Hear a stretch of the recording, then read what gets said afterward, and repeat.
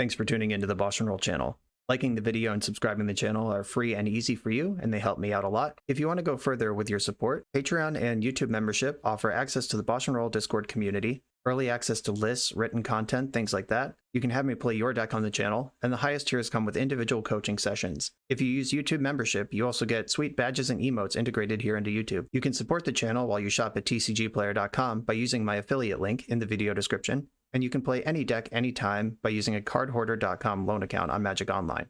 If you want to wear your support, check out the merch store. And of course, thanks for being here. Now let's go play some Magic. Welcome to another BoshNRoll video. Today, I am playing Modern at the request of Patreon subscriber Jonathan, and this is his take on Hollowvine. This is a deck that Hogaak broke in half when Hogaak was legal. This engine of put cards into your graveyard for fun and profit. You discard cards to cast your Hollow One. You put Vengevine in your graveyard. You have a bunch of cheap creatures that you can cast more than once or for free and trigger your Vengevines and just shred through your deck and your graveyard, putting a lot of power into play very quickly. The deck obviously took a hit when Bridge from Below and Hogaak were banned, but Asmoran, etc., in printing an MH2 gave this deck kind of new life in the early days of the post MH2 format. I 5-0'd a league like the week that MH2 came out with a Jund version of this deck, and it sort of fell off the map when people figured out better stuff to do with Urza Saga, which is not appearing in this deck, by the way. This one is really leaning in on the Vengevines and Hollow Ones rather than the Urza Saga and food. Asmoran is more of a payoff for discard in this deck than it is a core engine. But this deck is a fringe player in Legacy, hovers between tier 1 and tier 3, depending on the metagame. Like, basically, the better Delver is, the better Hogaak is, and the better Control is, or combo, this deck starts to fall off. Ebbs and flows, but it's always present. And it's omnipresent in Vintage, where Bazaar of Baghdad is a legal card. There's 3 or 4 structurally different Hollowvine decks that all pay off in different ways. But we're up in the lower power formats of Modern today and taking a look at it here. The engines in this deck are, of course, like I said, Vengevine and Hollow One. There's a lot of ways to discard cards. There's the Underworld Cookbook. Street Wraith discards itself. Lotleth Troll is an unbound discard outlet for creatures anyway. You can discard any number of creatures, put +1 counters on this. This is probably going to be the main win con in any game that gets grindy. Fast 4/4 is a plan. There is Vengevine, of course, which if you have one of these discard or mill outlets, Vengevine is a great thing to discard because it's happier in the graveyard than it is in your hand. Then you have Gravecrawler, which is a creature that you can cast from the graveyard as long as you control a zombie, which Gravecrawler itself, Stitcher Supplier, and Lotleth Troll are all zombies. That feels like kind of a low number. Normally decks like this would also want Carrion Feeder, which is another zombie to get up to 16, or Putrid Imp is also a zombie. But I'm going to try this as it is played currently. This is probably enough to get off the ground. We'll see how often we're like, I just need a zombie and I can go off. That's something I'm going to be paying attention to throughout the league. Underworld Cookbook with Oval Chase Daredevil is an engine. Cookbook lets you discard a card to make a food. Oval Chase Daredevil, whenever an artifact enters the battlefield under your control, you can return this from your graveyard to your hand. So discarding is part of the cost of this. You discard Oval Chase Daredevil to Underworld Cookbook, then you create a food token, which is an artifact, which immediately returns Oval Chase Daredevil to your hand. And you basically get a free food every turn while enabling discard stuff like Hollow One. Then what we're doing with all that food, there is, of course, Asmoran herself. You can sack 2 foods, target creature deals 6 damage to itself. That keeps Primeval Titans and various other threats in the format at bay.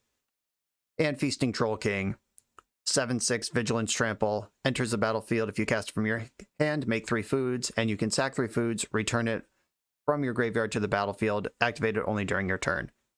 Feasting Troll King is something that we can mill over with Supplier or discard to any of the other things, and just get 3 foods, and you have a 7/6 trample. This is the Hogaak analog in the deck. It's a pretty poor impersonation of Hogaak, but it's the one that we have. And once it's in play, it's pretty comparable. It's just how it gets there, etc. that is a lot worse than Hogaak. And Grief ties the room together. It checks their hand for interaction, and it is a creature itself. Evoking Grief does count as casting a creature spell for Vengevine, and those are all the moving pieces.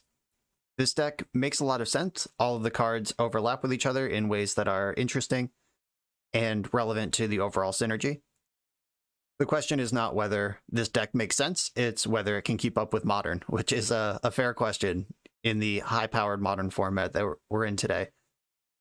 I'll take this opportunity to say that I am recording this on January 23rd, and there have been vague announcements of upcoming bans in formats not to be disclosed on January 25th. And you're not going to see this until maybe the 30th, later in the week. Like, I'm recording Sunday. There's a ban announcement on Tuesday, and you're going to see this on Friday. So this deck may have I think everything in this deck is pretty safe from a ban, but the metagame will be pretty different by the time you're seeing this.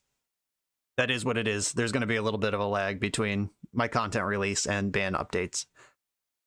But we got the format we got for now, and this is the deck that we have. The sideboard is the only place I made any changes to the deck. All of this stuff makes sense. Thoughtseize, more discard, Leyline for mirrors or anything that cares about the graveyard, Force of Vigor when your opponent might have Leyline, or Rest in Peace or whatever, you got to blow those up. Knot of the Bone for aggressive matchups. This is just a huge burst of life twice because it has flashback, or you can mill into it and cast it there. A Bone Shards, that's a really efficient way to remove a problem, and you don't really care about discarding cards. Sometimes that's even good. And sacrificing a creature, you can probably sack a Gravecaller or Stitcher Supplier, be pretty happy with that arrangement. The only place I made a change is these 3 Assassin's Trophies. The list that Jonathan sent to me, this was 2 Abrupt Decays and a Witherbloom command.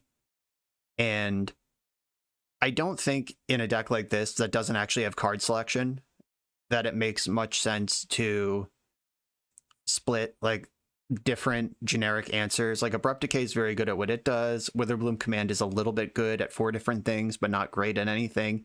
And I think that in a deck like this, where you just have to clear that Leyline, or you have to clear that Rest in Peace, or you have to clear that Planeswalker before it buries you in card advantage, or whatever it is, just the cleanest answer is always going to be Assassin's Trophy. And that I just changed those 3 different cards for 3 of the same, more powerful, more efficient answer.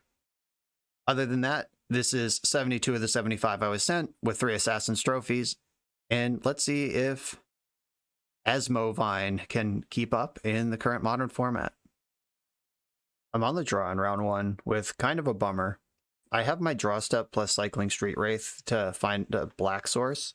There's 1 land in the deck that doesn't make black, and it's the one that's in my hand right now. This hand actually needs a lot of help. Like, it needs, I guess Lotless Troll is the discard outlet for Troll King and Vengevine, but I think I'm going to mulligan this. Okay, here we go. This one I can keep. And I think I'm sending Troll to the bottom. I have Supplier as a zombie. I'm going to turn 1 Asmoran. Yeah, I'm going to send Troll to the bottom. A Flooded Strand, or a Hallowed Fountain Mage. Oh, cool. Moto bugged a Lotless Troll straight to the top. It's like I didn't even mulligan. I'm going to cycle to turn on my Asmoran. Cool. Found another mana source, so we're in business there. Then I can play the Queen, tutor up a Cookbook, and I've got options for next turn. Ooh, an Esper strategy. Kaya's Guile is pretty good against the deck in general. That's disappointing. Okay, they probably have Drown in the Lock, would be my guess, which can always kill Asmoran. I have to see how they're going to let me dance around this. This being a fetch land means I can't play around just like playing a 2-drop. Attacking first, I want to put them to the test of what they're going to interact with before they do anything else. I would rather have Stitcher Supplier resolve between Cookbook and Supplier. I'm going to lead on my worst card. Good Overgrown Tomb. I'm not convinced my life total is the important axis of this matchup. Supplier resolved. I found a Troll King. Nothing super exciting to do with it yet. Faithful Mending. Oh, okay. They're doing this. This is the Reanimator deck. Starting Archon of Cruelty, that's a pretty good one. And on Burial Rites, okay. The plan is clear. I need a bunch of foods before it's too late. Oh, it's too late. Fuck me. Alright, well, at least I have some easy cards to sacrifice and to discard. Card Gravecrawler and sack Stitcher Supplier. I can kill this thing with foods if I untap with my Asmoran. Oh no, they've shocked in another mana source. Probably in trouble here. Oh god, Ephemerate. That's a nightmare. Okay. Well, I'm in trouble. Yep. I lose my Asmoran and one of my Lotleth trolls here.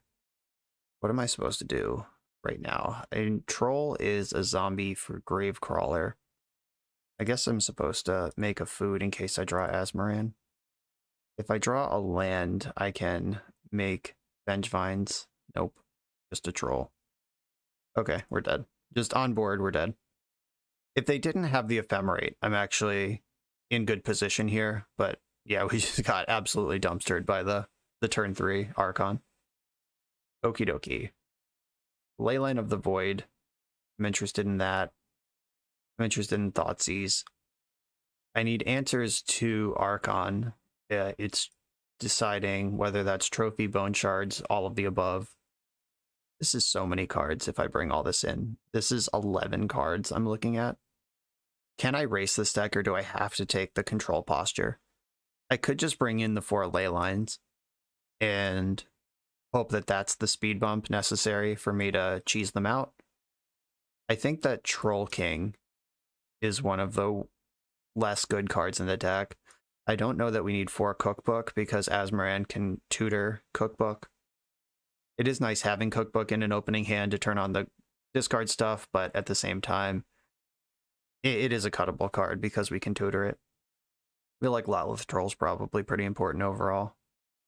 I could cut another Cookbook or I could cut a Daredevil. Like now that I have fewer Cookbooks, is Daredevil even good? Daredevil is black though for Grief, which is one of my more important cards. I've made room for ley lines. Do I want Assassin's Trophy, and if so, how many? I probably do, is what I'm thinking. Okay, I don't think Troll King is going to beat this opponent. They do not have a problem with giant idiots. Okay, I'm going to bring in 2 Assassin's Trophy because that's what I have room for, but the Thoughtseizes and the other 2 removal spells, I could see arguments if you can find room for them. I just don't want to dilute my plan A too much, especially since I'm on the play here. This hand is not the best. Like, there's no real plan here. It's like Street Wraith, hope for an engine. Yeah, I'm gonna mulligan this. Alright, this one's a banger. I'm gonna keep this and bottom of Vengevine. That's better off in my deck than in my hand most of the time. And my Leyline is in. They mulled to 6. Gonna get my Overgrown Tomb and begin the milling. That also shuffles that Vengevine from the bottom of the deck back in where I might mill into it. Okay, there's a Gravecrawler, so I can cast 2 spells next turn. Cast Stitcher plus the Gravecrawler from the graveyard. If this Stitcher hits a Vengevine, or if I find a discard outlet and can get my Vengevine into the bin. Okay, they fetched for a tapped Hallowed Fountain on their turn, probably just getting F6 value. Ooh, Cookbook. That's good next turn. Or do I need to do it now? Yeah, if I cast the Stitcher, then that's a creature I don't have for next turn. I would very much like Vengevine in my graveyard. Yeah, this is tricky. I am gonna cast Cookbook and Gravecrawler and attack for 1, and then I can set up hopefully a Vengevine next turn. We'll see. I'm gonna discard Vengevine for a food, and do I do it in the end step, or do I do it on my turn in case I draw a hollow one? This deck's tricky. Stony Silence. Well, guess I'm doing it now. Made that easy. Stony Silence is interesting. I guess if they expect Urza Saga, it makes a lot more sense than if I'm just this version of the deck that's raw dogging it. Okay, 1 mana creature. Let's go. 4 second Leyline. That's cool too. Gonna take my swing. If I hit a Gravecrawler, we're in. I did not. Okay. Vengevine's probably going to be sleepy for a long time here. This is where a card like Carrion Feeder would help the deck, because you can sack Gravecrawler like machine gun style and just cast it twice anytime you have 2 black mana. Like right now, I'm not sure that this deck has a lot of ways to pull ahead. Yeah, and now that's in exile. Spotless Troll, okay. Is among the better draws, probably. I don't think I'm going to cast it right now, though. They have mana open. They might have Drown in the Lock in their deck or similar, and I can just make them answer what's in play before I do anything else. Or I can sandbag this creature and wait for Vengevine to be active. If I draw a Grief, we're just in business. Hollow one. Okay. That doesn't do what I needed to yet. Just going to keep plucking in with my plucky little fellas. I could cycle Hollow one and try to get this Vengevine happening. There's a Faithful Mending, no discard, no flashback. Well, those things happen, but they go to the graveyard, losing Unburial Rites and Unmarked Graves. So the Leyline is doing a ton of work right now, which shouldn't really be a surprise because the card is great. I am going to cycle Hollow one. I think I can do better than this card. Asmoran, okay. We are getting closer to triggering Vengevine. And now that I have 2 trolls and a reason to discard cards, I'm going to play out the first troll. I am kind of surprised that just resolved. Maybe this deck just doesn't have counter magic because it's supposed to be a combo deck, and I'm just blanking it. Another Mending from hand. This is card disadvantage, by the way. They're spending a card from their hand that's -1 to draw 2, discard 2. So it costs them 3 cards to look at 2 new cards. It's actually the same as activating Bazaar of Baghdad, which is great when you can use your graveyard and really bad when you can't. Ooh, Shocked in a 5th mana. The hell is that for? They didn't hardcast Muldrifter. Oh no. I don't know enough about Modern to answer that question. Okay, I guess I'm attacking with all my creatures and seeing what happens here. Oh, it's Solitude. Fuck. Okay. Ran right into that one. Yep, okay. Solitude is here, and there's nothing I can do about it. Exiling my troll. Yep. Do they block? Do they fuel up my graveyard? I hope so. Okay. Well, now the race is unwinnable. Unless I get graveyard stuff going.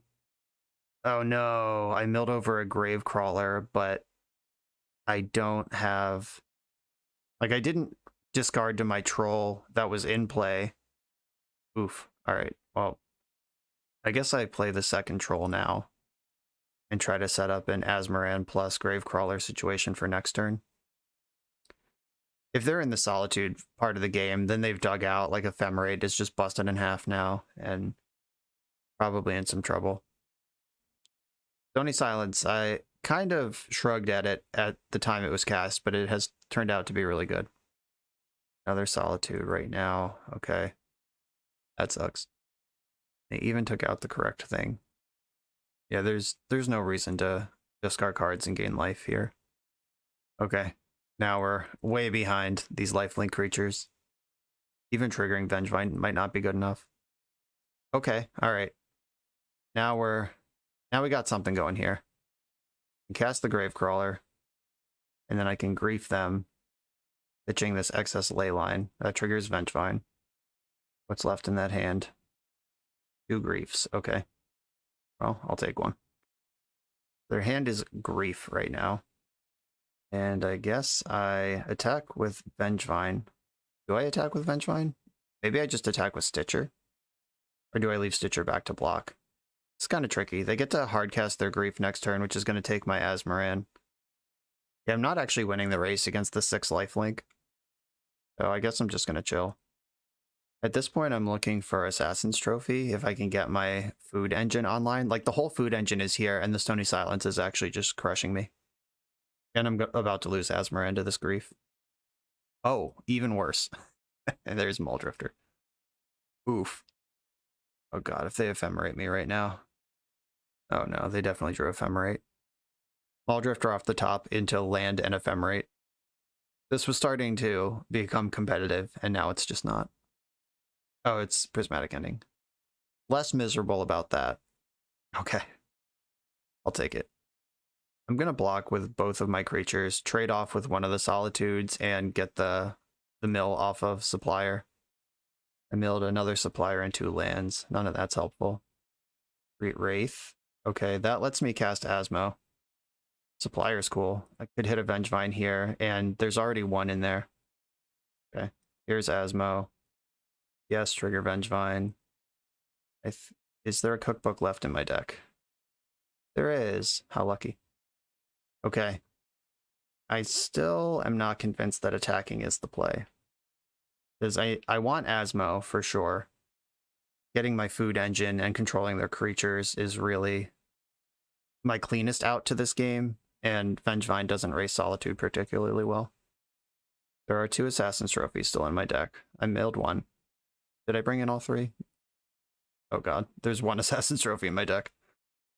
And the turn that they drew Muldrifter was the turn that I really didn't want them to cast Grief. Well, I don't want them to be running Muldrifters off the top either, but here we are. The second they find Ephemerate, this game is over. And it might be over anyway. Let's be honest. Gravecrawler. If I attack with Vengevine, I could cast Gravecrawler, but that's only 1. Alright, I'm just gonna cast my 2 spells I can cast. Should probably get in with Supplier. Does that actually help? I don't think that it does. Just need my Assassin's Trophy. Like fucking yesterday. And I'm on a very short clock to these Muldrifters at this point. Can't eat my foods because of Stony.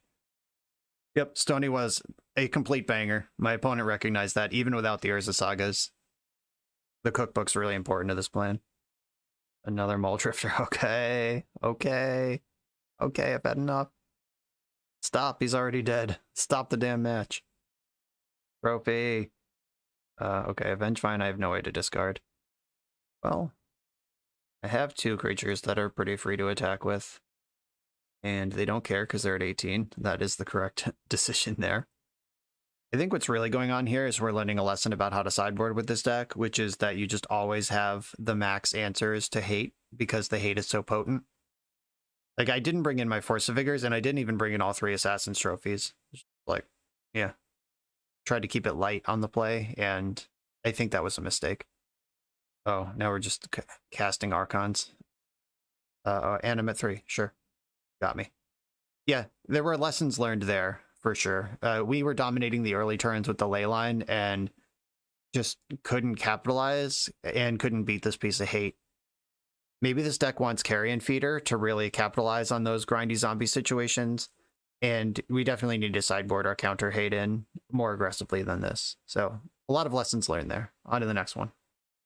On the draw for round 2. I think this hand is actually really good. This is a really great Lawless Troll hand. I'm going to keep this. And I'm not going to play Gravecrawler on turn 1, because I think that that is much better for turn 2. My plan is turn 2 Lotless Troll, discard Daredevil, Gravecrawler, Vengevine, cast Hollow 1, and trigger Vengevine. And then I have 2, 3, 4, 5, 9. I have 13 power in play, passing turn 2. With... Oh, and I regrow the Daredevil when I cast Hollow 1. Plus Gravecrawler's chilling in the graveyard for the following turn, because Lotless Troll's a zombie. All the pieces are here, if my opponent lets me put them together. Street Wraith. I don't think... Or, no, that does.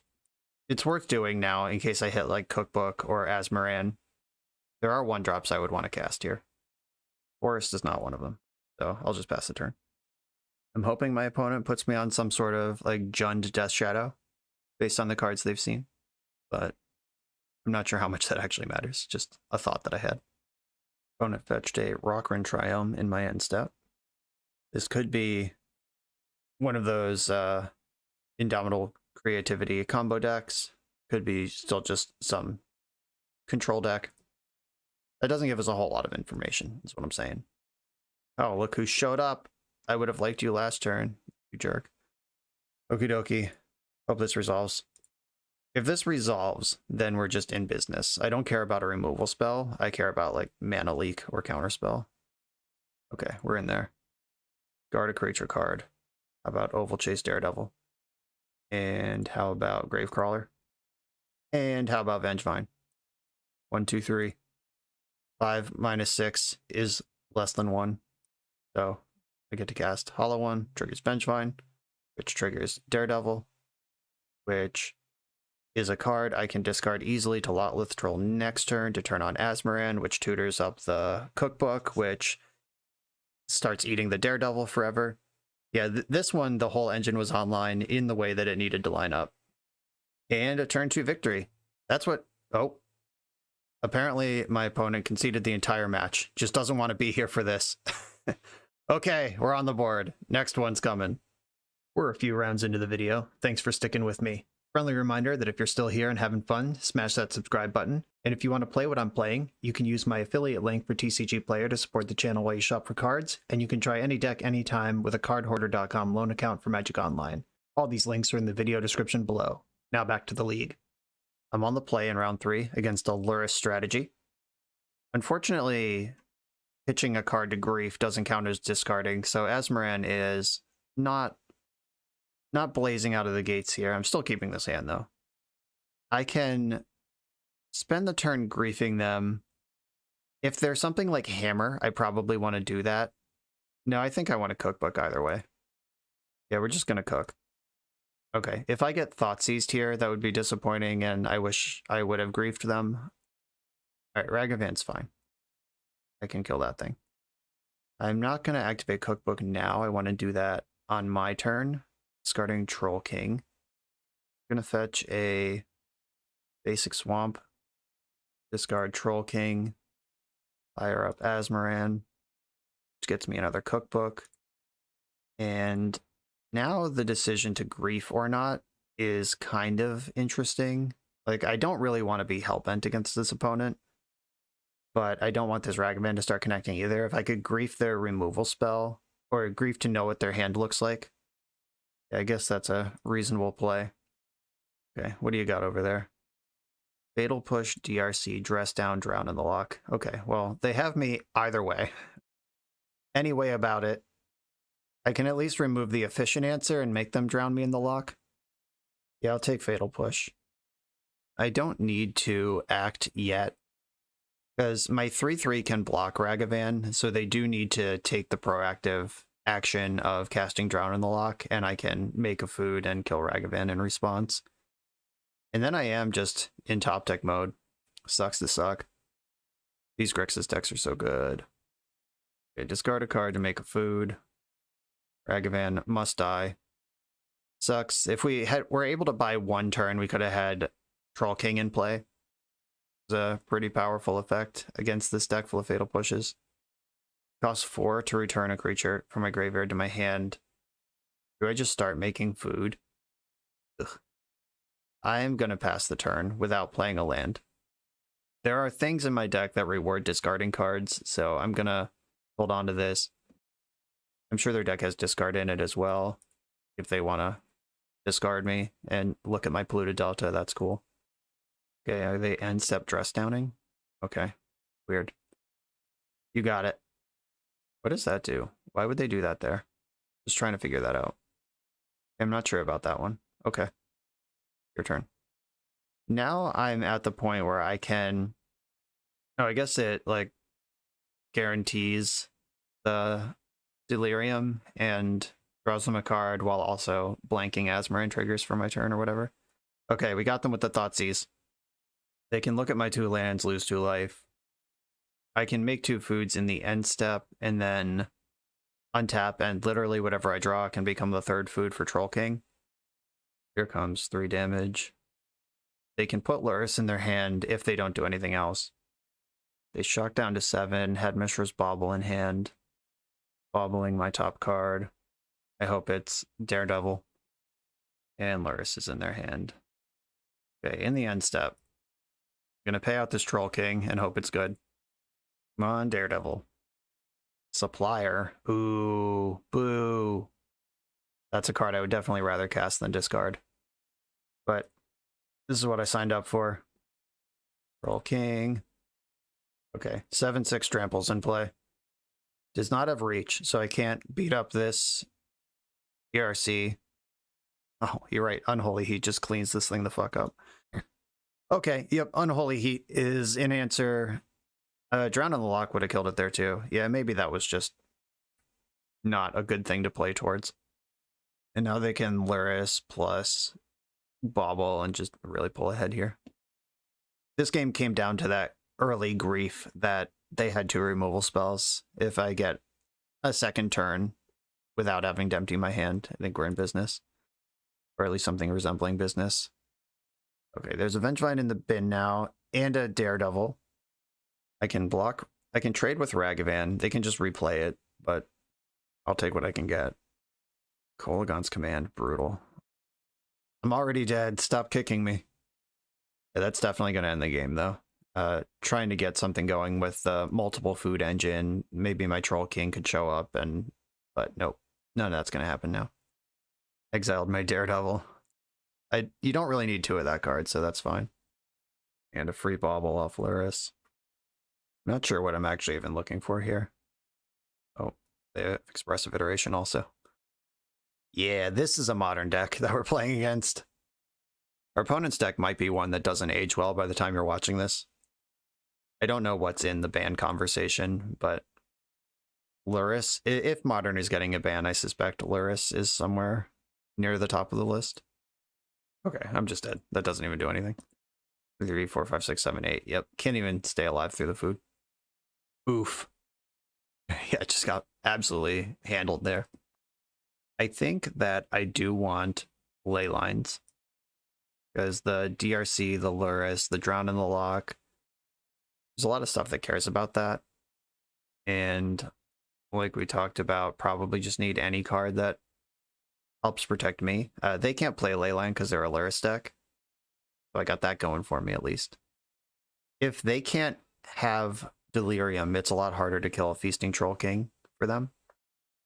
I think Grief is actually like pretty bad in this matchup. If it doesn't trigger Vengevine like on turn 1 or 2, it's just a 2-for-1 because you're pretty bad at getting to 4 mana with this deck. I'm never going to want to pitch cast this, so I can cut some number. Troll King is kind of a clunker, but I think it's a reasonable plan in this matchup. Again, I think Cookbook is pretty cuttable or trimmable. You can't cut them because it's important, but having fewer than 4 is fine. I think I'm actually just going to get all the way off of Grief. And I got to find one more thing. Follow my own new rule about having all my trophies in the deck at all times. Maybe it's another Troll King. Maybe it's a Cookbook. So, no, the Cookbook generating food, having removal for this deck seems really important. Yeah, I'd rather have more removal than more bodies. I have bodies. This is what I'm going to do. This hand is pretty relentless with threats. No huge payoff, but Lotleth Troll plus double Gravecrawler is a big deal. I am going to keep this. If I get my Troll Thoughtseize, that's unfortunate. I also just boarded in Leylines that I didn't bother to mulligan to, which I don't think is necessarily the right play in this matchup anyway. There'll be easy discards later. I'm just going to get in there with a Gravecrawler. Begin the beats. Thoughtseize is definitely taking Lotleth Troll. Ha! Played around it. In for 2.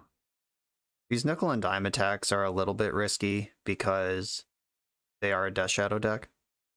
But you gotta reduce their life total eventually because they're also a control deck. At least they're probably a Death Shadow deck. We saw the other evidence that that's probably true. We didn't see an actual Shadow though last game.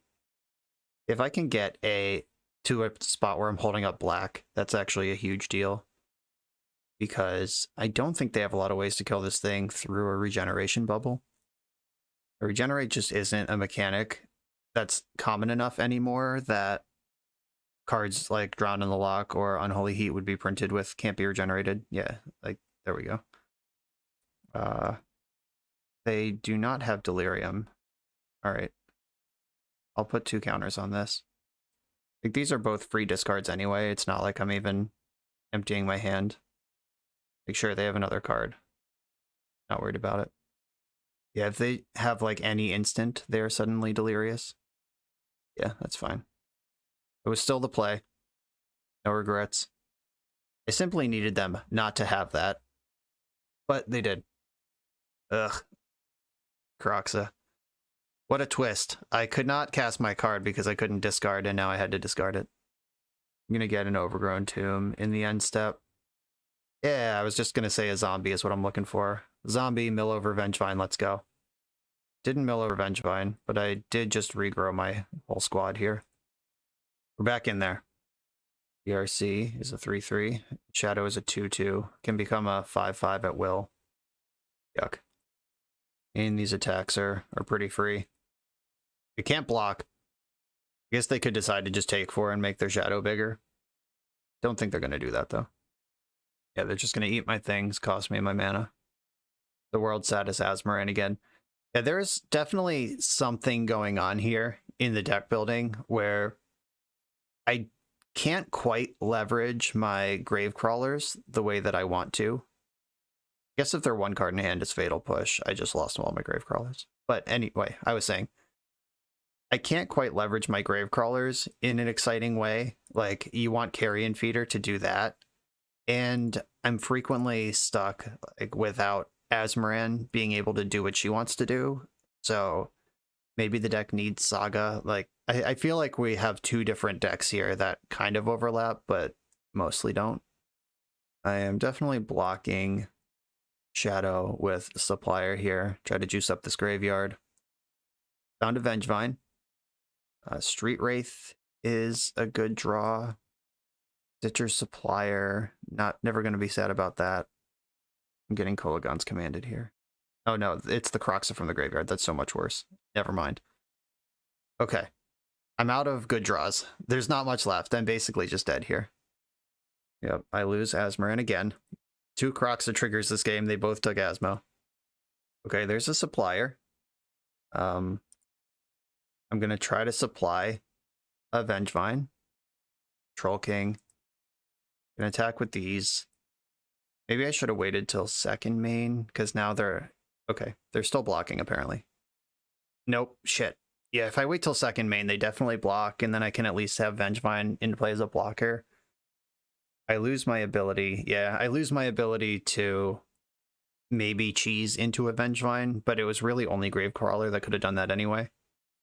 9, 10. I'm going to 5 here. Oh, I'm just dead here. Never mind. Okay. Absolutely demolished by a tier 1 modern deck, which I'm not surprised by. For the reasons I described, like, I'm starting to feel this deck pull in competing directions, like I described a few minutes ago. That's something to think about in the deck building. I'm on the play in round 4 with kind of a heater. Got a lot of enablers here, looking for payoffs. I am going to fetch for Overgrown Tomb here, just get a card out of my deck. Do I need Overgrown Tomb? How much green mana do I need in a game? What if they're burn? Is Basic Swamp just the line? Vengevine is the only castable. And technically, I could cast Feasting Troll King, but it's not going to happen. I already have 1 green source. Yeah, I'm just going to get a Swamp. Play to the possibility that they're a burn deck. Build a Supplier and a Troll. Thought seizing me. Probably taking Lotleth Troll would be my guess. Because it depends on how their removal lines up to Troll versus Supplier. Yeah, Troll, sure. Reef is not bad. So I play Supplier and try to mill over Vengevine and Gravecrawler. That's the plan. Didn't happen that way. Unsurprising. I'm going to get my Overgrown Tomb into play. I don't think this is a matchup that's going to be coming in hot. And I can attack with Supplier. If they have another Thoughtseize, I can turn Grief into a food.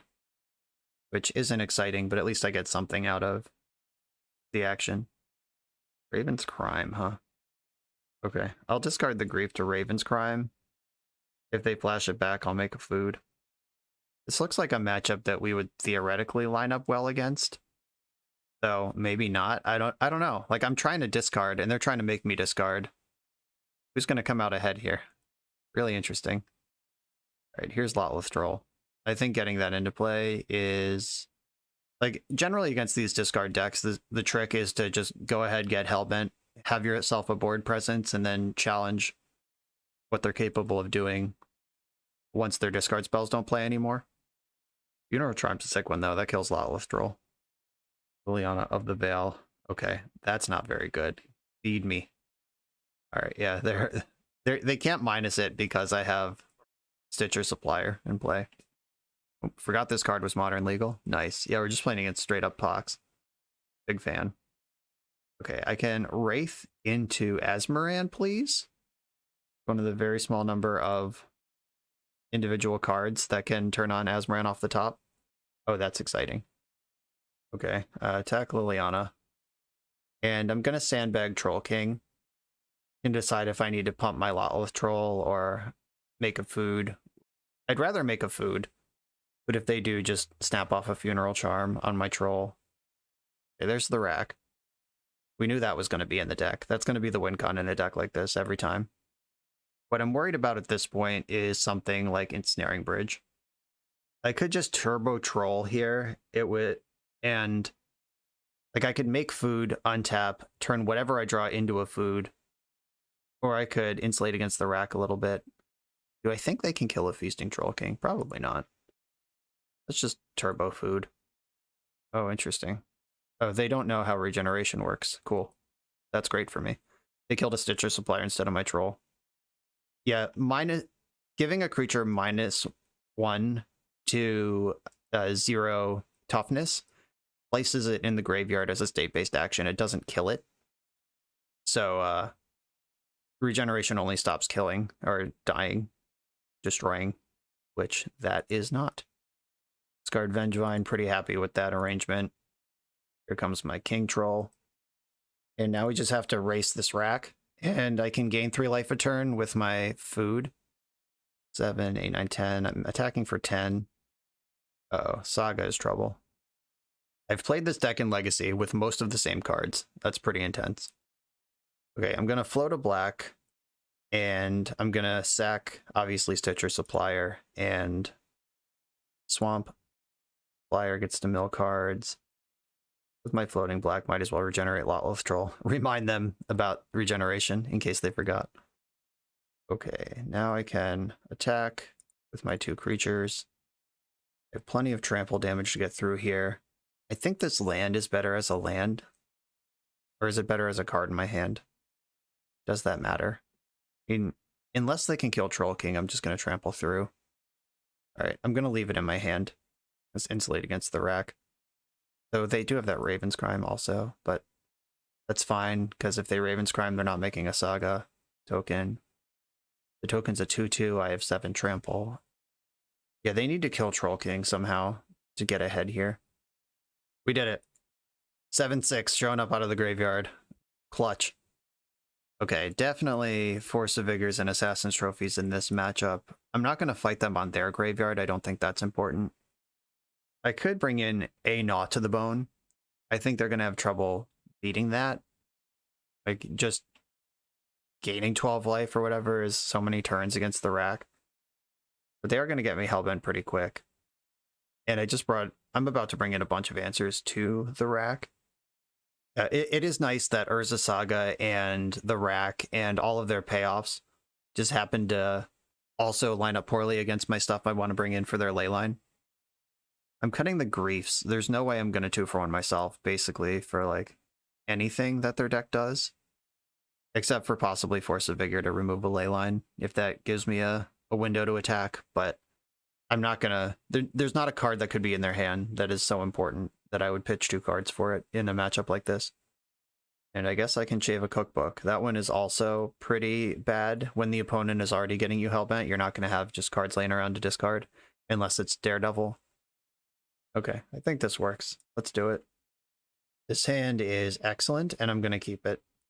And they put me on the play, because that's a thing that 8 rack does, which I think is going to punish them really badly. But is normally the right call. Yeah, the whole like 8 rack play or draw thing is like a known meme in the modern community, or at least in the boomer modern community. Like, being on the play means I'm down a card against the deck that's trying to get me hellbent, and they're up a card in a deck that's going to be casting things like Smallpox. I just think that Inquisition of Kozilek taking my Underworld Cookbook collapses this hand in a way that being on the play would reward. I had a interesting Twitter thread probably a couple years ago at this point where I basically posed the question of if you're with like a deck and you're playing against 8-rack and both players, if you choose to play when you're given the option and your opponent chooses to draw when given the option, is it possible that you're both right? And the answer is no, because either way, like someone's going to be right about this and someone's not. Okay, I'm going to let the Thoughtseize resolve. Because I played a match a couple years ago at a Star City event where I chose to play against 8-rack and they chose to put me on the play every time they were able to. So I just went first in all 3 games. And I felt at the time that the tempo and like things that my deck was doing wanted the play, even though it was down a card. And I still feel that way right now in this matchup. But my opponent kept putting me on the play because like 8-rack, you put your opponent on the play. And one of us was definitely wrong. Still not sure to this day which one it was. Yeah, no surprise there. They played like they had Surgical Extraction, and there it is. This is a deck that plays Surgicals. I got my food. I got the card out of their hand. Yes? Alright, didn't work. That's not supposed to work, by the way.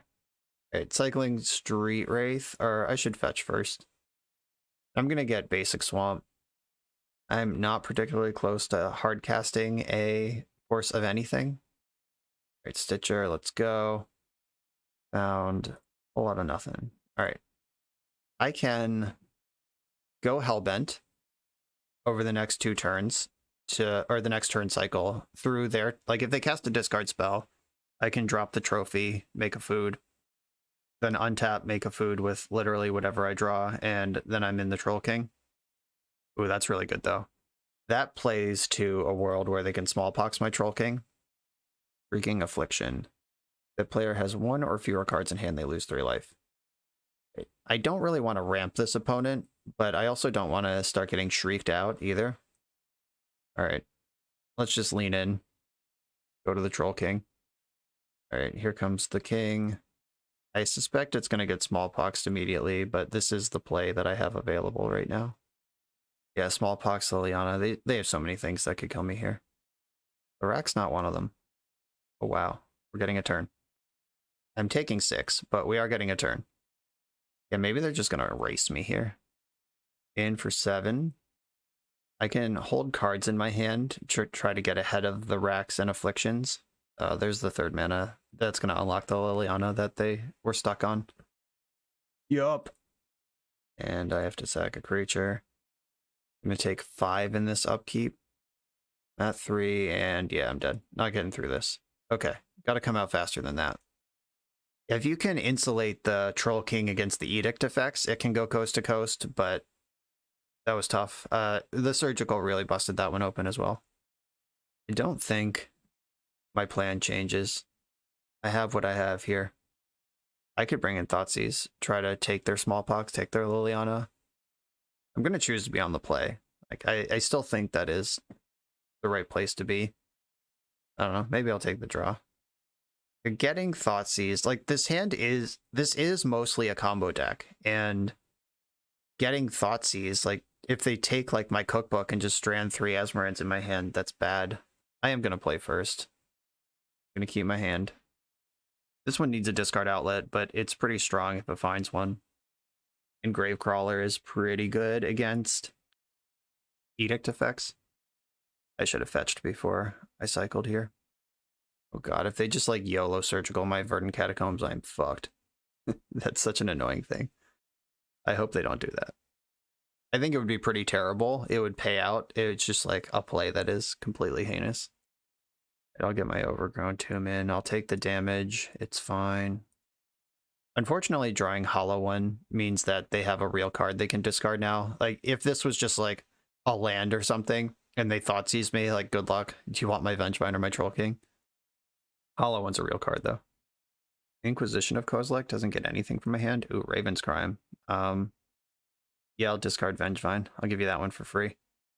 That lines up with Surgical, but, I mean, I'm gonna make the play that is obviously correct. Street Wraith. I'm going to fetch a basic swamp and then cycle Street Wraith. Cycle Wraith. Yeah. There's Asmoran. I'm going to end up one discard short of getting Hollow One into play.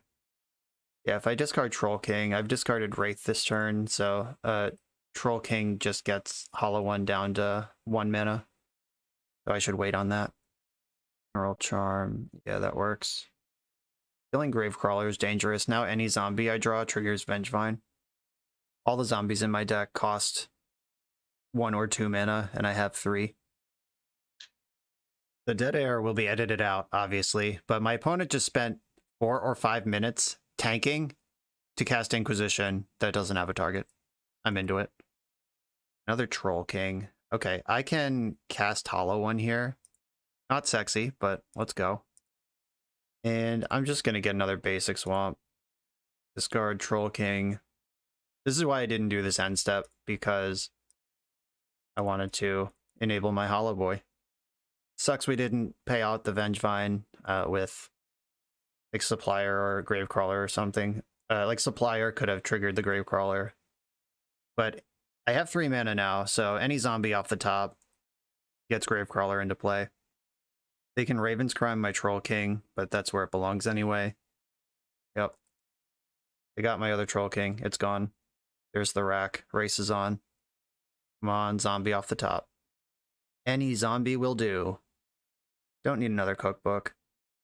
But that does insulate against the rack. I'm just going to use my foods to make sure I don't die to the rack.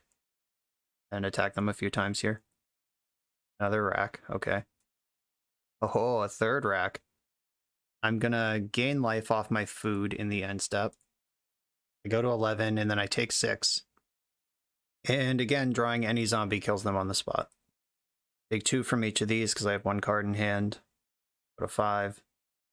You know, I could reasonably lose this game if they can get me Hellbent. Like, they do have the Raven's Crime over there. It would be a great time to draw a zombie or a Daredevil, you know, something that's really going to pull me ahead here. I can put them to 1 right now, so they can't cast Smallpox. Oh, this is actually a tight spot. The triple rack draw is no joke. This spot is a little awkward because a card in hand saves me 3 life because there's 3 racks, and I can also discard a card to Cookbook to gain 3 life off of food. So, like, a card in the hand is worth the same as a food in play. Just kind of an interesting thing that's going on right now. We'll see how it plays out. My opponent is pretty clearly multi-queuing or just, like, taking care of their kid or cooking lunch or whatever. I have 16 minutes on my clock to their 7.5, and nobody has made that many decisions over the course of this match. I was trying to record this league real quick before a coaching session. By the way, I offer coaching if you're interested. Just DM me. My contact info is in the video description. But I have a coaching session in like 15 minutes. And we've incinerated at least 10 minutes waiting for my opponent to click through their triggers here. So, guess I'm going to save the last round for after that. Thanks, opponent. Hey, I drew a zombie. They're dead. I guess I could still lose to Surgical Extraction, but no, if they surgical, they're at 6 and dead on board. Okay. Well, now I drew the lethal card, and we're just ticking through as their clock runs down. Okay. Gravecrawler, trigger Vengevine. Can we just get through this combat step? Please. There we go. Incinerated 10 minutes of both our time, but we did get the win. On to the final round. I am on the draw in the final round, trying to salvage that positive record. This hand is actually pretty good. I'm going to keep it. I have the Wraith that can enable Asmoran. I have a cookbook already. There's a Gravecrawler here that's just free money, discarding that to cookbook. Looks like we're playing against the... Oh, there's a... Wait, what am I looking at here? Oh, it's the bobble effect. I saw the little... number 1 here and thought that there was a companion revealed. No, this is definitely just Ragavan because there is Ragavan. Okay, this is a good time to put Asmoran into play. So I'm going to fetch a swamp first, cycle Street Wraith. I could pitch Lotleth Troll to check their hand for Lightning Bolt, Because if Asmoran can brick Ragavan, we're in good shape. If she can't, we're in trouble. Lotless Troll costs so much, but Gravecrawler can't even block. Grief is so awkward in this deck. Probably in my rebuild at the end, I'm gonna have different thoughts about Grief, about whether it belongs in the deck or not. Trolls Reanimate can be a big deal. I think I'm gonna pitch Troll to Grief, my opponent, and just hope this works. Oh, they're Jeskai. That's fun. Bomat Courier. Well, Prismatic Ending is the cut here for sure. The Teferi's a little awkward, but their hand currently does not answer this Asmoran. Okay, well, there's that. Let's fade. No removal, please. Yeah, I would slam Bomat Courier here, and you have the second Ragavan. Oh, no attacks. I probably would have attacked with both. Like, you're getting a card either way. And then Cookbook. I can make 2 foods and kill a creature as necessary here. I'm gonna run out of resources pretty quick if I don't find a Daredevil. Okay, they do have the land. Teferi is live. Luckily, Teferi is not a very good answer to Asmoran. Okay, there he is. I'm gonna kill Ragavan in response to this bounce, so discard Gravecrawler and discard Polluted Delta. Keeping Verdant Catacombs because I do have a basic forest in the deck. Unlikely I'm going to want it here, but it's there. It's in the deck somewhere. Ragavan's gone. Teferi's back in my hand. Or Asmoran's back in my hand. Thanks to Teferi. Oh, what a twist. What are they doing with this? This Memnite makes me mega suspicious. Is this like a Stoneblade Pure Steel Paladin deck as well? Why is Memnite in here? Oh, I don't like that. I'm so suspicious. Okay, I think... Oh, Lotless Troll lets me recast Gravecrawler. I could just skip on Asmoran for a turn and rebuild my board. Yeah, I think I actually am going to do that. Here's Lotless Troll, here's Gravecrawler. I'll probably have to take a hit from Ragavan this turn, but my deck's full of cards that they don't actually want, so I think that's okay. Mox Amber. Okay. That does tap for blue or white right now. Okay, this deck is a brew. Got a brew. Ooh, Feisty Troll King. That's a great one. I'm gonna start by attacking Teferi with my Gravecrawler. I'm very happy with any block here, and I can just recast this card from my graveyard for free. Yep, just eat the Memnite for free. Get rid of it. Replay Gravecrawler. Discard Feasting Troll King, which lets me Asmo. There's one unknown card in their hand. If it's a counterspell, they can clear my lady here, but I now have a regeneration bubble up on Lotless Troll. Oh, it's Metallic Rebuke? Fascinating. Okay. That works. That plays. Don't have 3 mana. You're up. Ragavan is last card in their hand. I now have a regeneration bubble up on my Lotless Troll. Esper Sentinel doesn't do much against my deck. And this Gravecrawler is just going to keep chunking. And now they're Hellbent. Okay. They're going to make the attack. I'm going to make the block, and then they're going to cash in their 2 cards. That makes sense. And I don't even need to regenerate because no damage is going to be done. They do have red, white, and blue mana off this Mox Opal right now. Or Mox Amber. Pretty cool. Drying Street Wraith. Is that good? Yeah, I mean, it's a card. Let's find a new one. Ooh, hell yeah. Lotless Troll also has trampled, so I had not considered that at any point so far. Probably should have attacked with it last turn as well. Okay, getting in. I suspect they won't block Troll at all. Just letting Teferi die. That's great. And then Hollow one for 3. This does put the bubble down on my Troll, but now I have a 4/4 in play. Let's see what happens, I guess. 1 card left in their hand. I will block Ragavan if they attack. Okay, cool. We're just grinding through this. Vengevine's a good one. I'm going to attack with Hollow one and Gravecrawler and leave back Lotless Troll. Just think that the regeneration bubble on this blocker is big. And I can make it a 3/2 off the Vengevine if necessary. What a twist. Another Memnite. Still don't have any good attacks. But they have neither attacked nor blocked on the last several turns, which is generally not where you want to be in a game of Magic. Okay, this is starting to get interesting. I could discard Vengevine and make Hollow One cost 3. I'll have to trade off with Gravecrawler eventually. 4, 5, 6, 7, 8, 9, 10. I can't quite put lethal on them. I'm 1 mana short of, like, if they do trade off with Gravecrawler, bringing it back. Yeah, they're just... I think I should cash in here. Like, dump the Vengevine, cast the Hollow One, keep my big bodies on play. Like, there's a possibility for a more explosive turn next turn, but I don't need to explode if I'm just big. Urza Saga, okay. Another piece of the puzzle unfolds. Blooming Marsh, not helpful. 4, 8. This has trample. But blocks are required. It's time to just smash in before they start getting big creatures into play with the Saga. Like, the first Saga token's going to be a 4/4. Let's whittle that down by just forcing some trades. Or chumps, in this case. Ragavan's going to get to connect, but not super worried about that. And I'm going to slow roll this land, because I can make that into a food and Troll King next turn. Now the life total so low that attacking with Ragavan's probably not even good. Oof, that's a tough one. Okay, yeah, it's prismatically ended. It's gone. My Trampler is gone now. The Saga is on, or the Construct token's only a 2/2 now instead of a 4/4 that it would have been last turn. Oh, the Ragavan makes it a 3/3 with the treasure.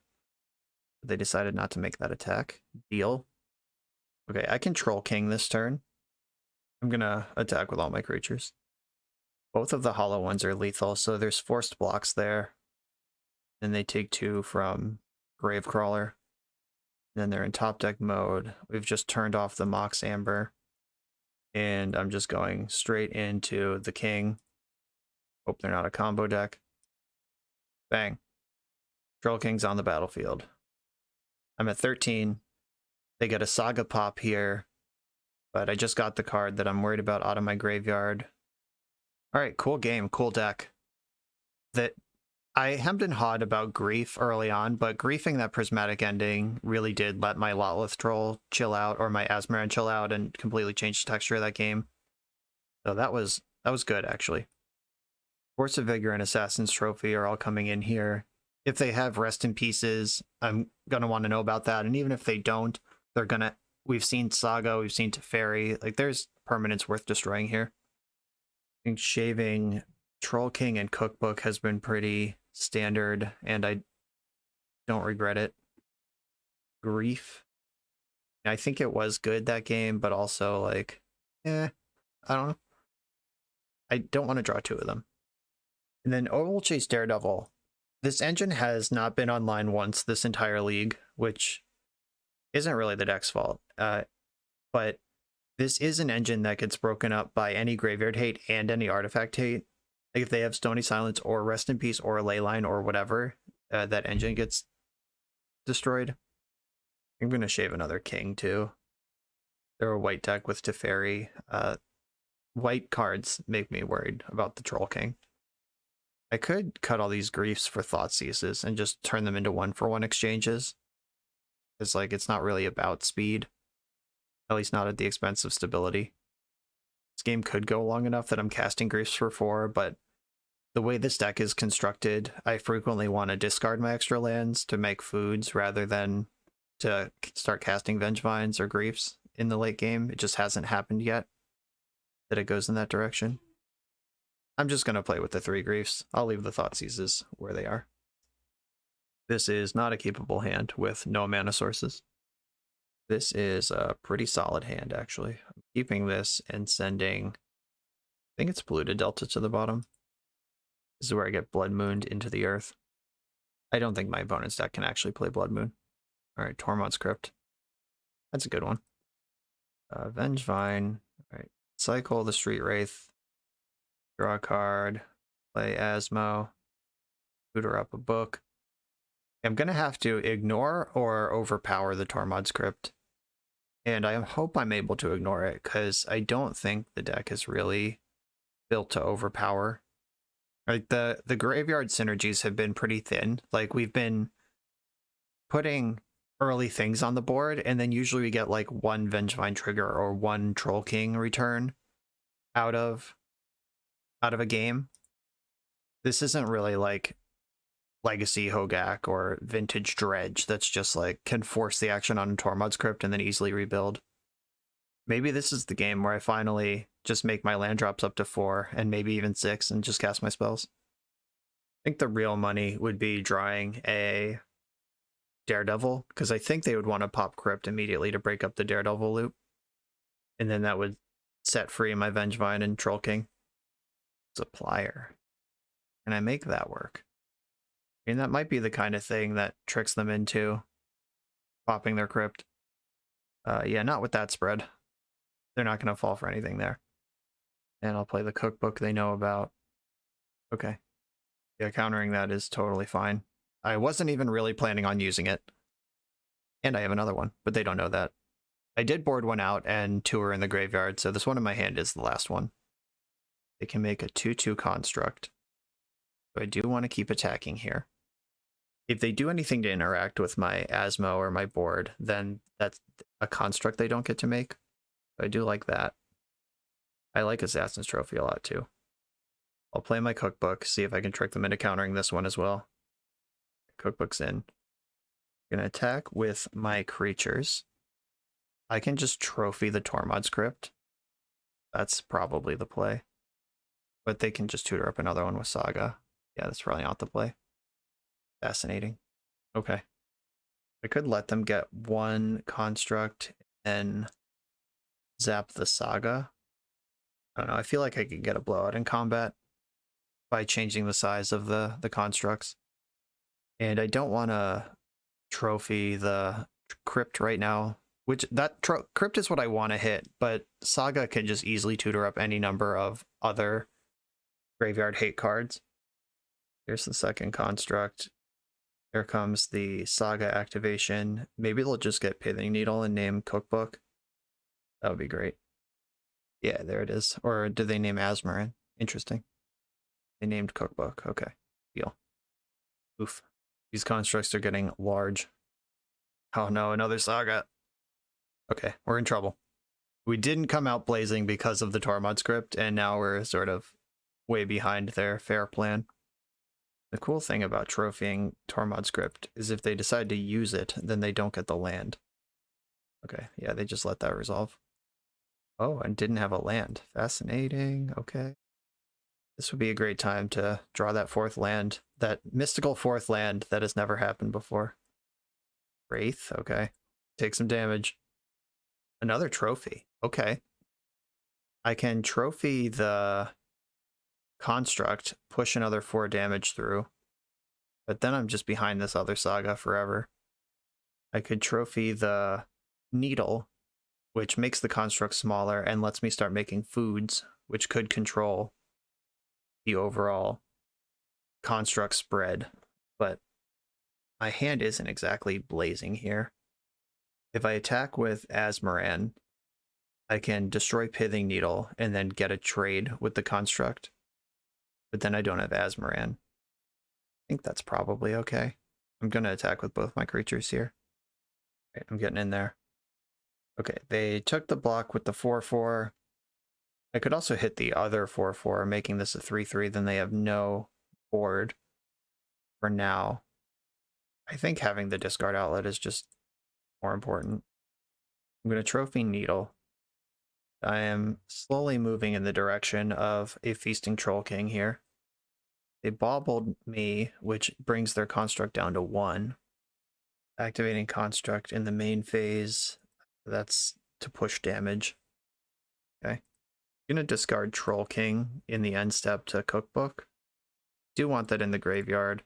And if I draw the land, I can cast Vengevine, which is actually pretty playable here. Oof. Or I can just draw another uncastable creature. That's cool too, deck, thanks. Okay, if they have a 3rd piece of graveyard hate, or I guess it's just the 2nd. If there is another tutorable piece of graveyard hate, we're probably in trouble here. But if there's not, I can have a Troll King. And Stitcher Supplier is probably going to get a block and trigger this turn. I don't know. Let's see what comes out of this Saga. It's not looking good, though. Just floating mana. I'm gonna let this happen. If they have a second Pithing Needle, they got me. Yeah. Golgari Lantern, much worse. Right now I'm effed. Fully and completely. Force of Vigor still stabilizes this board. Oof. Prismatic Ending. Yikes. Yeah, I was counting on that. Okay. We're very dead. Oh, you're an Emery deck too. Cool. So they can machine gun Tormod's Crypts at me. It's not even that they have Urza Saga and an endless supply of Crypts. They can also just obliterate me with them. Alright. I've seen enough this game. There was a window there where drawing the 4th land for Vengevine would have been something, but that window closed pretty quickly. That Parade of Sagas was powerful. Okay, Graveyard Hate going nuts over there. How do I react to this? I could fill my deck with Thoughtseizes. Cut the Troll Kings entirely. Yeah, I don't think Troll King is a plan. Thoughtseize on the play. Vengevine doesn't seem reliable either, but I mean, it is a 4-mana castable. Feasting Troll King is just simply uncastable. Cookbook. I still have the Asmorans to tutor Cookbook and some number of enablers to get Asmoran into play to start the tutor chain, but them having Pithing Needle on top of all this other stuff. Okay, I'm going to try it like this. Okay, Force of Vigor is in the mix here. I like this hand. I'm going to keep it. It doesn't rely too heavily on the graveyard. It mostly is just playing cards. And I do have the zombie to go with Gravecrawler. Bobble. Bobbling me. Esper Sentinel. Okay. You got it. Tormod's Crypt. You got that too. Mishra's Bauble. Lots of artifacts over there. I could just aggro shred the Tormod's Crypt and the Esper Sentinel right now. I think I can do better on this Force of Vigor though. A hollow one, huh? If you want to trade for a Gravecrawler. I would be surprised, but maybe the Tormod's Crypt is enough to... Alright, yep. They did not go for it. I'm going to fetch a swamp and play Lotleth Troll. Which I can make a 4-3 at will, if necessary. It seems like most of the removal is white, though, so being bigger and having regenerate doesn't line up well against white removal. It does line up well against red removal, but we've seen ending. Unholy Heat, no kicker. I mean, this is a position where I can do this thing. Daredevil and Hollow One. Hollow One is a real loss. Daredevil is a freebie. So this did cost me a card to keep this in play. I really hope this is a pressure point, though, that once I untap... Oh, yeah, they got nothing. Even missed a land drop. I'm just turning my creature sideways now. No blocks. I'm not going to play the Cookbook because that would tap me out of black. I'm not going to give them a card off Esper Sentinel. So the Cookbook would cost 2.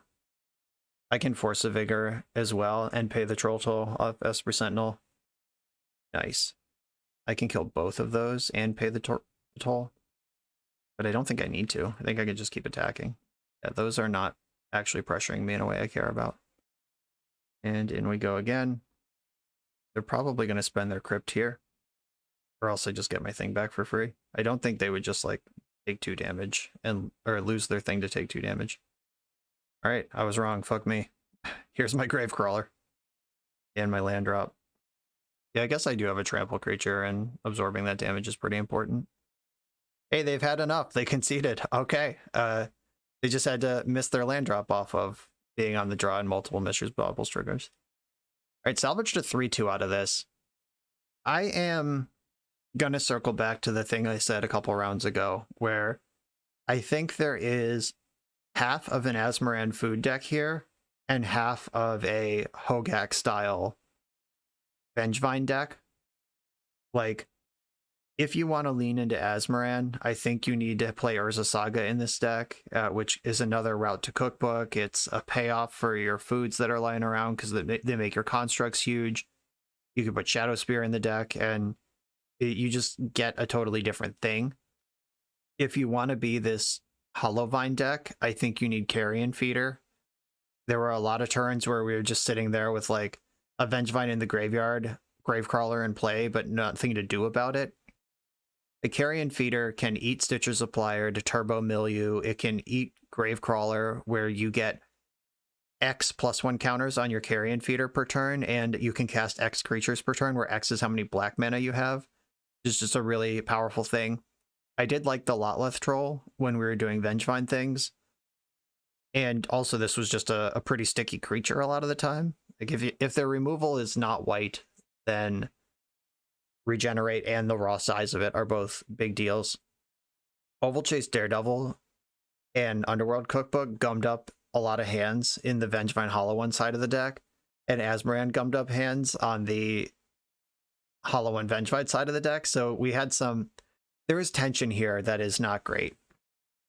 Grief is rarely worth 2 cards because the black cards in your deck are all pieces of some engine. Like, it's really hard to justify losing your Grief and your Asmoran and your Gravecrawler to take a random card from your opponent's hand. I mean, not random, but like, you look at their hand and take 1 card. Unless you already have a Vengevine in the graveyard, then Grief really sucks. The Vengevine has to make up the card you're pitching to Grief, I guess is what I'm trying to say. There are also only 18 lands in this deck, which is why we never hit 4 mana to hardcast a Vengevine or Grief. 18 is tiny.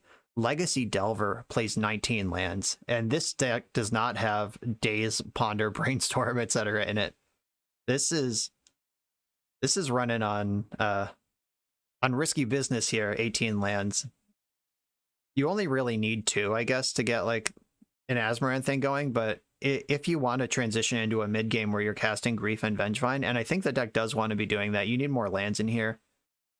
What I would do with this deck is cut the Troll Kings. I don't think that they are good. We just never... We did get wins off Troll King, so I'm not going to say it's a bad card. It's just like, this deck is not cranking out food in a way that's super reliable. Like, if we had Saga as well to tutor up Cookbook, then we have all these different lines to Cookbook, then we'd play for Daredevil as well, so we have the engine online more often, and we can get the food factory rolling, then Feasting Troll King.